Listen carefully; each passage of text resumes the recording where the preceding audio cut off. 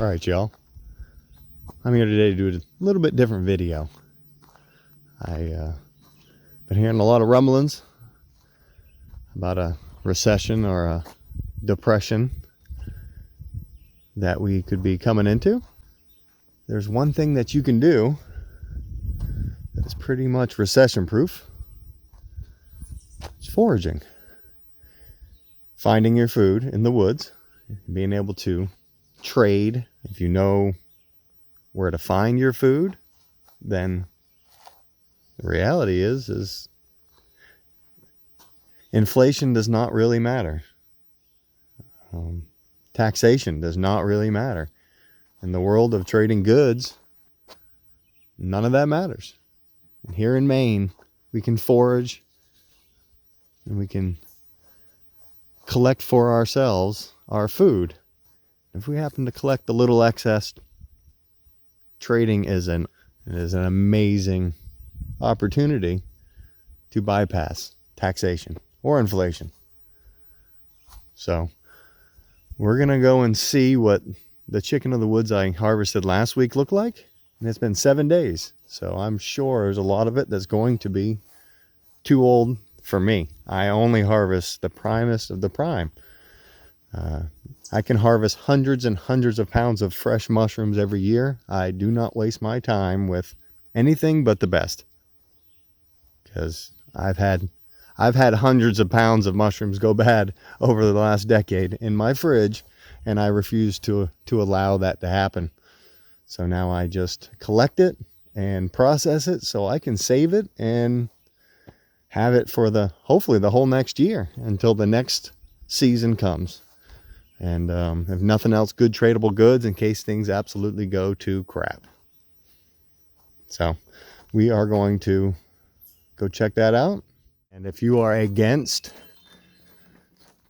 people not having food, if you want people to go to a food bank or stand in a food bank type line, if you want people to have food stamps, I actually think there needs to be a government style program teaching people what food is that we're walking over, that we're walking by. Again, this is really all just my opinion. I just see how, as a person who at one point in my life stood in line at a food bank waiting for food, I could have honestly spent a lot of that time out looking for it. You know, at least a large portion of it.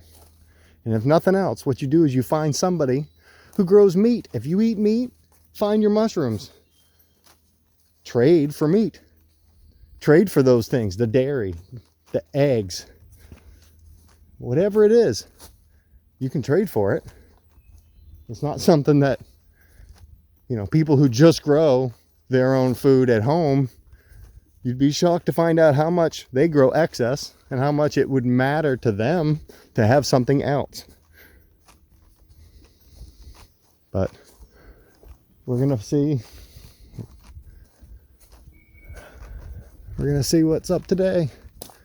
Hopefully we find some food, and I can show you what chicken in the woods that's a little bit old and a little bit past where most people should harvest it is. But don't question it for a minute. This is as free of food as you can realistically get. For some people, mushrooms are easier. For other people, it's plants. To me, I saw plants as all the same. And when I looked at a mushroom, the truth of it is they were very different. Even the ones that were very the same are very different, except for just a small amount.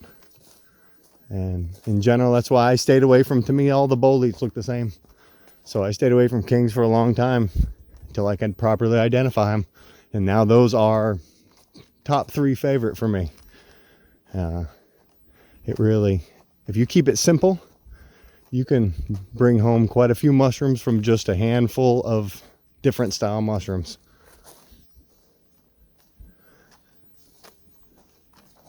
I'm already working on somewhere around 30 pounds of fresh mushrooms found. I mean, even on a discounted rate, that'd be $10 a pound. So there's $300 worth of mushrooms that all I did was just wander through the woods. And this is the one place that is, to me, is the farthest away. And this is about 20 miles away from where I live. But I know this place fruits spring mushrooms, and that's why I come here.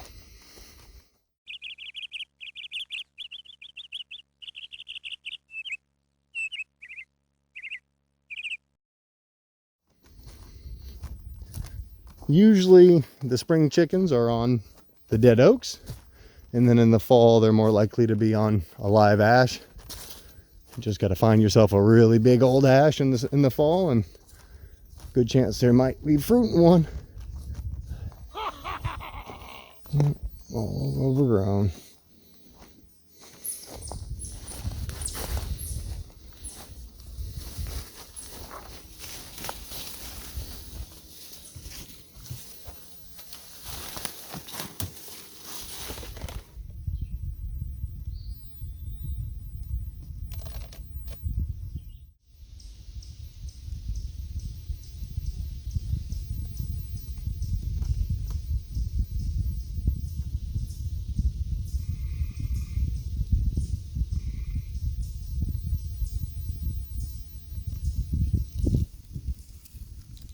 Okay, so me personally, this is too old.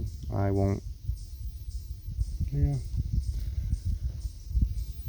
I'll leave those alone. Just anytime they start to get wavy, that is my past prime. Any of that, I'm good with it. It's still edible, and it's still, you know, very useful for a lot of things, but I am good. Maybe this one, this fat one. It's just when it thins, when it thins out, it's just not, it's not the same. Oh, see that? That's hard as a rock there. It's hard. Again, it looks good, but it's not. It's really not.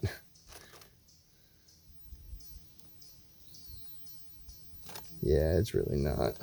You can hear why I say it's not prime yet anymore.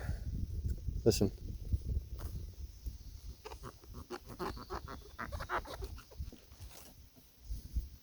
Now, don't get me wrong, there's still some good stuff in there, and you definitely could eat this. If you needed to eat this, this would be, I would take it all. Fry it all up, freeze it all, but I don't like a fridge full of crapola mushrooms, so I'll leave it, let her spread. But yeah, Leoporasulfuris, yellow underside, orange top, white inside. The Cincinnatus grows on the ground or on roots near the ground, but yeah, there's the chicken of the woods.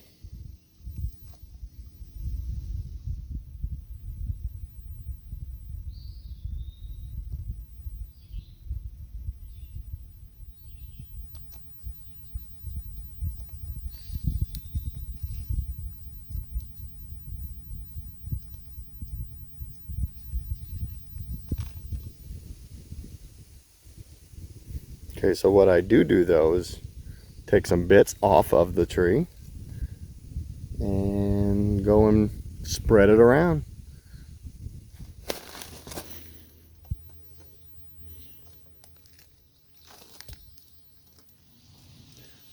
If you wanted to harvest almost that entire tree and go home and processed it right away and froze it or pickled it or preserved it in some other way, it would be fine. That probably would have been, you probably could have got more than 10 pounds off of that tree.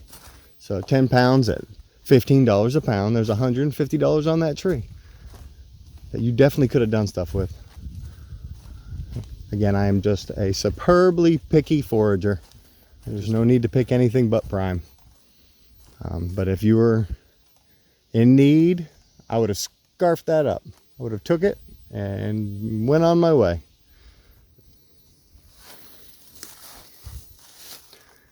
You ever see mushrooms hanging from trees? Here in Maine, it's probably me.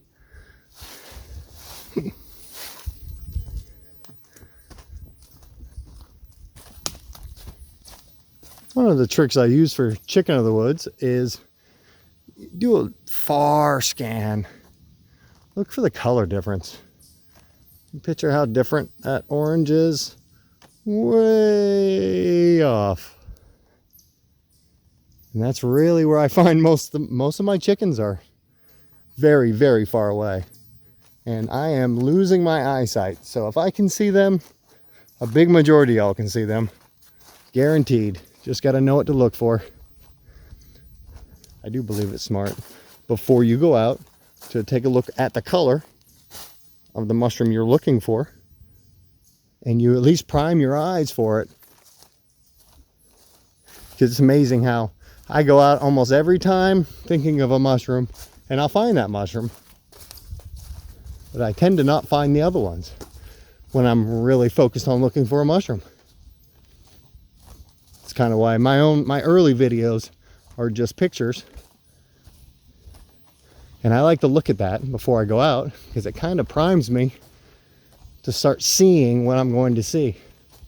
It's usually not at the distance of a picture, but it still primes my eyes, primes my mind for it.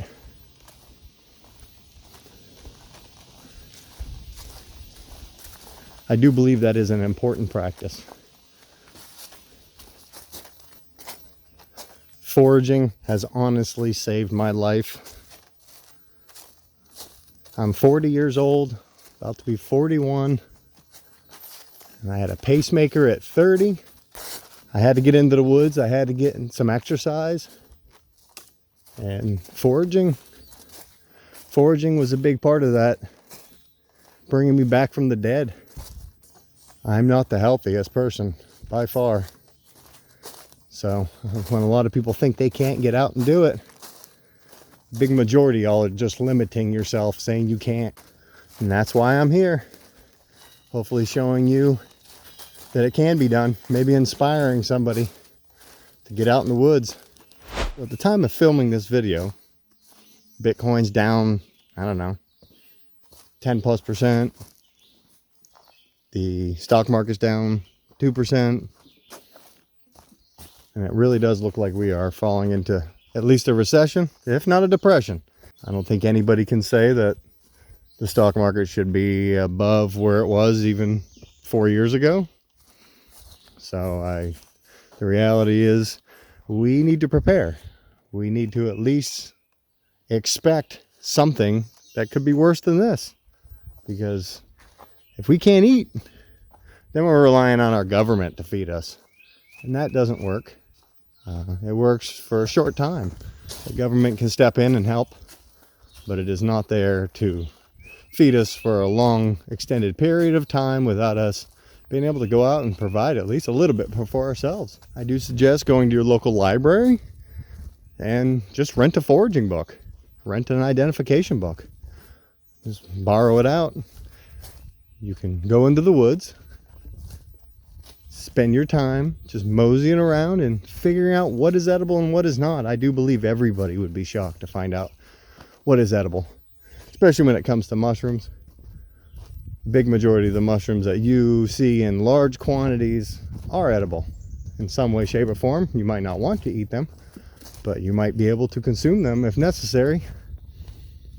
I focus personally on choice primo mushrooms, but I also believe that I have the capability of finding them in time to be able to provide choice prime time mushrooms. Not everybody understands their timing and can check their spots the way I do. So I just suggest just roaming, just wandering. Because if you have woods, you have mushrooms. You have forageable food. So go on out there and start foraging, people.